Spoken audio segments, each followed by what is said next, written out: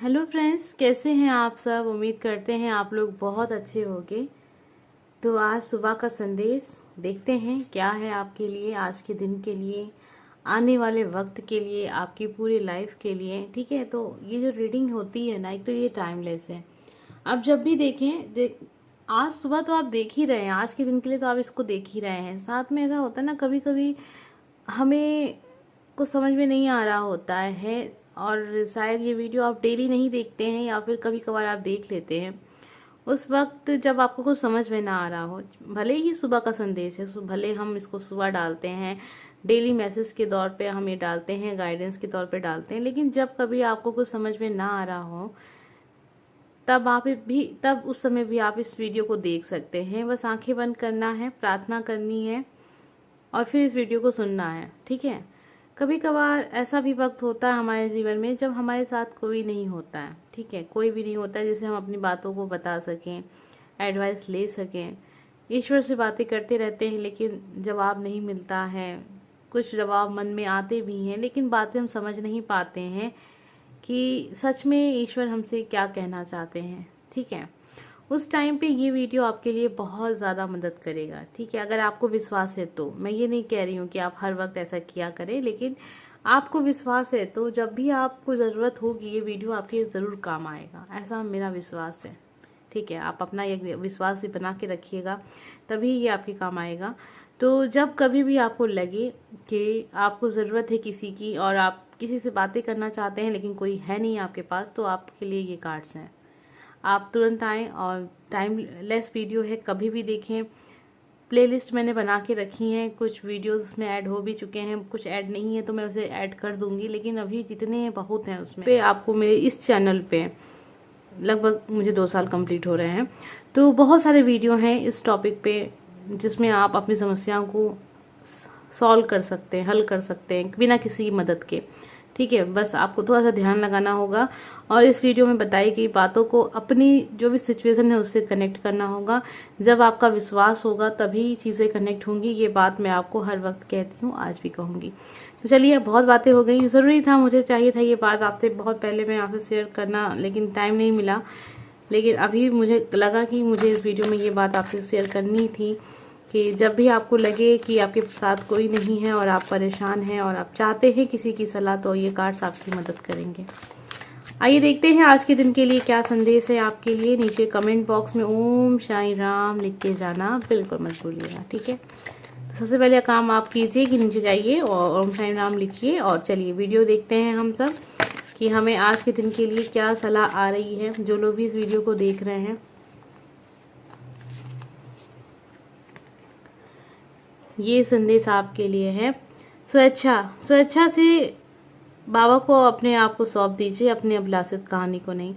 देखिए, कई बार ये संदेश आया है तो मैंने आपको बताया है कि जब भी आप ईश्वर से कुछ मांग रहे होते हैं, बहुत सारी चीज़ें तो ऐसी होती हैं जो बहुत ज़रूरत होती है, और कुछ चीज़ें ऐसी भी होती हैं जिनकी ज़रूरत आपकी लाइफ में है भी नहीं, फिर भी बहुत सारी बातें हम कहते हैं ईश्वर से, हमें ये भी चाहिए, वो भी चाहिए।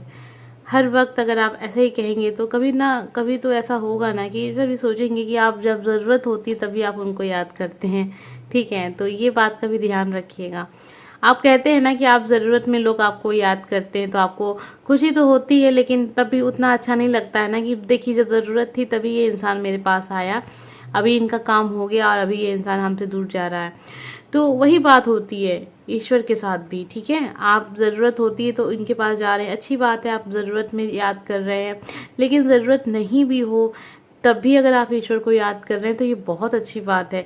ज़रूरी नहीं है कि जब भी आप प्रार्थना करें तो कोई ना कोई चीज़ आप मांगें ईश्वर से। ठीक है, अगर आप ऐसे भी प्रार्थना करते हैं ना, तो जो आपके लिए अच्छा होगा वो ईश्वर आपको देंगे। ईश्वर हमारे माता पिता हैं। ठीक है, हमारे माता पिता हमें बिना मांगे चीज़ें देते हैं, तो ज़रूरत नहीं है कि हमेशा आप कुछ ना कुछ मांगते ही रहें। ये अच्छी आदत नहीं है। अगर ये ऐसी आदत है आपको अभी समझ में आया है तो इस आदत को छोड़ देंगे। यकीन मानिए, जब आप इस आदत को छोड़ देंगे, हर वक्त अगर आप कहेंगे ईश्वर हमें ये भी दे दो, वो भी दे दो, ये भी दे दो, वो भी दे दो, तो ईश्वर तो खुद आपको देना चाहेंगे। जो आपके लिए बेहतर होगा ईश्वर आपको वो ज़रूर देंगे, और जब ज़रूरत होगी और जो उसका सही समय होगा तब। ठीक है, तो ये आदत अगर आपकी है तो छोड़ दें। जिन लोगों के साथ ऐसी आदतें हैं, ऐसा कुछ वो कर रहे हैं, तो ये कार्ड उनके लिए है। शिक्षा, जीवन एक पाठशाला है, शिक्षा ग्रहण कीजिए और ऊंची उड़ान भरिए। तो जीवन हर पल हम कुछ ना कुछ सीखते हैं।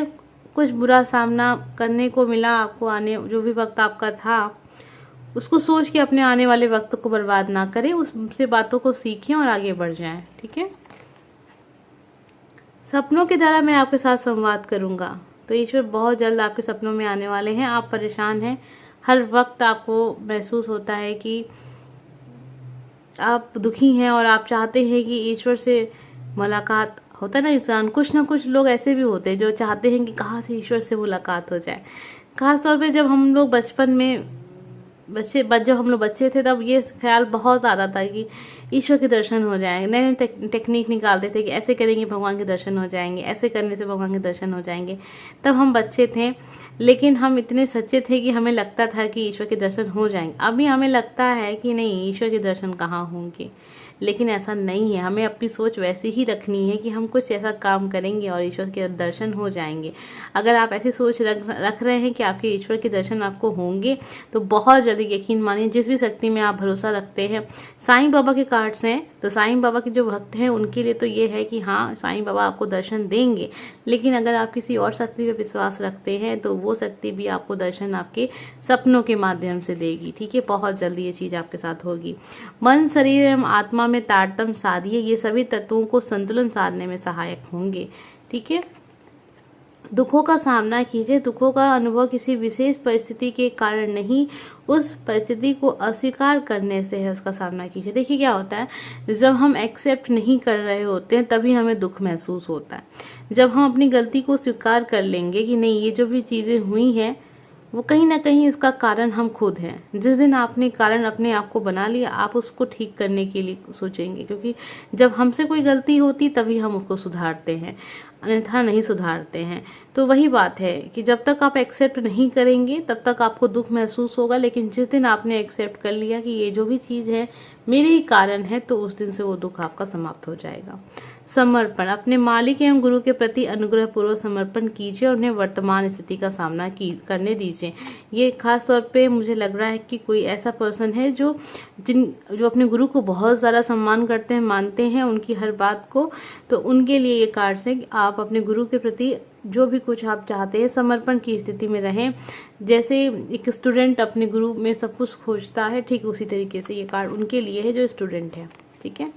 जरूरतमंदों की सहायता, सेवा और परोपकार, यही आत्मद्वार का निश्चित मार्ग है। देखिए, जीवन की सबसे बड़ी जो खुशी वो यही है। लेकिन हम भौतिक जगत में इतना ज्यादा खो चुके हैं कि हमें समझ में ही नहीं आता है कि हकीकत में सच्चाई और जो है वो क्या है, खुशी हकीकत में मिलती कब है।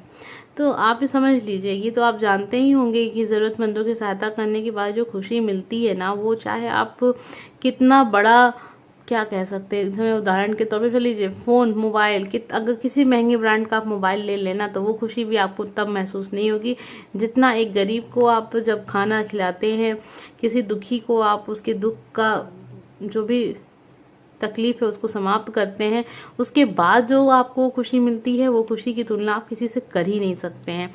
तो बस यही चीज सबसे बड़ी है जीवन में। दूसरों की सेवा कीजिए और उनकी ज़रूरत का ख्याल रखिए। पशु पक्षी को खाना देखिए, ये दोनों कार्ड्स आपके लिए ही हैं।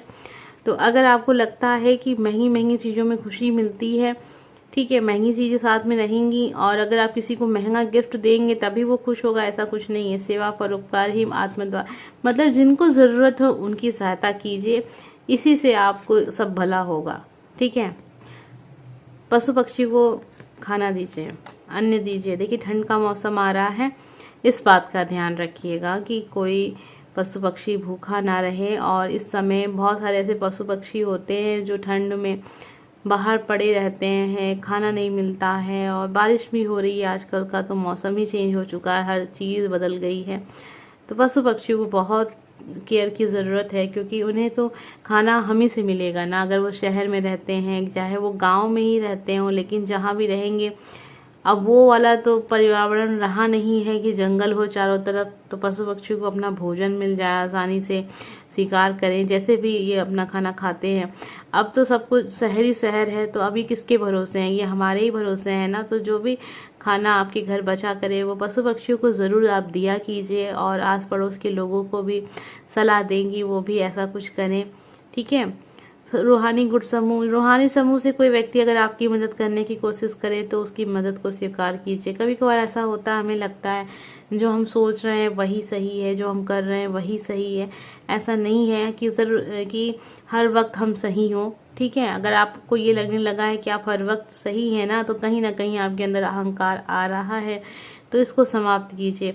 और जब भी कोई आपकी कोशिश मतलब आपको अच्छी सलाह देने की कोशिश करे, या कोई भी कार्य ऐसा करे जो आपको मन कहता कि नहीं ये इंसान सही कह रहा है, तो आपको उसकी बात को मानना चाहिए। क्योंकि ये रूहानी गुट समूह, जब भी ईश्वर हमारी मदद करने की कोशिश करते हैं ना, तो किसी न किसी को माध्यम बनाते हैं। अब माध्यम तो कोई व्यक्ति बनेगा ना, क्योंकि हमारी व्यक्तिगत जो भी हमारी प्रॉब्लम है वो हम इंसान है तभी तो प्रॉब्लम है ना। तो वो किसी न किसी इंसान को ही माध्यम बना के भेजेंगे कि आपकी मदद करें, आपको सही रास्ता दिखाएं। तो कोई भी माध्यम बन सकता है, ज़रूरी नहीं है कि कोई बहुत पढ़ा लिखा इंसान ही माध्यम हो।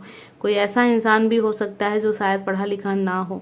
तो कभी भी किसी को उसकी शिक्षा से जज मत कीजिएगा कि वो बहुत पढ़ा लिखा है तो वो बहुत ज्ञानी है, वो नहीं पढ़ा लिखा है तो वह अज्ञानी है। ऐसा बिल्कुल नहीं है, ठीक है। हाँ, ये बात सही है कि पढ़ाई लिखाई बहुत ज़रूरी होती है, बहुत ज़रूरी है, लेकिन ये ज़रूरी नहीं है कि आप जो पढ़ा लिखा है वही बस ज्ञानी। क्योंकि आजकल की जो पढ़ाई है ना बहुत शॉर्टकट वाली है। आजकल लोग शॉर्टकट में पढ़ रहे हैं। अगर शॉर्टकट में ना पढ़ के कि वो जो पुरानी पढ़ाइयाँ चली आती थी ना, कि पहले हर एक पन्ने को पढ़ा जाता था, उसके बाद क्वेश्चन आंसर सॉल्व किए जाते थे, अब वो वाला ज़माना चला गया। अब तो लोग डिजिटल पढ़ाई करते हैं ना, जिसमें शॉर्ट नोट बनती हैं और शॉर्ट 2-2 लाइनों में आंसर होते हैं। तो अब ऐसे लोगों को ज्ञानी नहीं कहा जा सकता है। इनको कहा जा सकता है कि इन्होंने चीज़ों को बहुत अच्छे से याद कर लिया है, बहुत अच्छे से रट लिया है। तो रटी हुई ज्ञानता मुझे नहीं लगता है कि बहुत सही होती है। अगर आपको ये वीडियो पसंद आया है तो प्लीज़ लाइक कमेंट सब्सक्राइब कीजिएगा। मिलते हैं नेक्स्ट वीडियो में। ओम साईं राम लिख के जाना बिल्कुल मत भूलिएगा। Bye friends.